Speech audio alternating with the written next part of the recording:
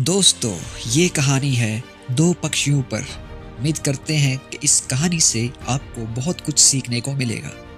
तो कहानी को शुरू करते हैं। एक समय की बात है, एक चिड़िया अपने घोंसले में बैठी हुई थी और उस घोंसले में चिड़िया के छोटे छोटे बच्चे थे। लेकिन तेज़ आंधी की वजह से चिड़िया का वो घोंसला उड़ गया और चिड़िया की मौत हो गई और दोनों छोटे छोटे बच्चे उड़कर अलग हो गए।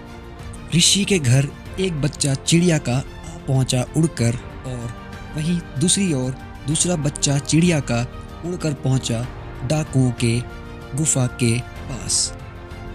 लेकिन दोनों ही बच्चे जो थे किस्मती से बच चुके थे। एक बार एक राजा अपने घोड़े पर सवार होकर शिकार की तरफ निकला। वो सफ़र करते करते बहुत दूर तक पहुंच गया और काफ़ी थक गया था। वो राजा अचानक से उसी गुफा के पास आ पहुंचता है जहां पर उस चिड़िया का एक बच्चा डाकुओं के साथ होता है। राजा अपने घोड़े से उतरकर गुफा की तरफ जा ही रहा होता है कि अचानक से उस चिड़िया का बच्चा राजा की तरफ आता है और चोरों को यानी डाकुओं को उस राजा के जेवर और घोड़ों के बारे में इशारा करता है। अचानक से कुछ देर बाद डाकू फौरन वहां पहुंच जाता है और राजा के सोने का ताज देखकर काफ़ी ललचा जाता है। राजा की तरफ हमला करने लग जाता है।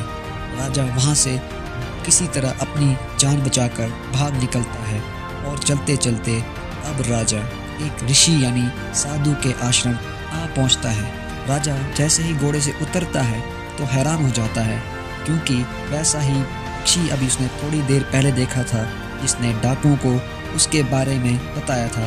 ये पक्षी इसे पानी पीने और आराम करने के बारे में कह रहा था। राजा ये देखकर बहुत परेशान हो गया।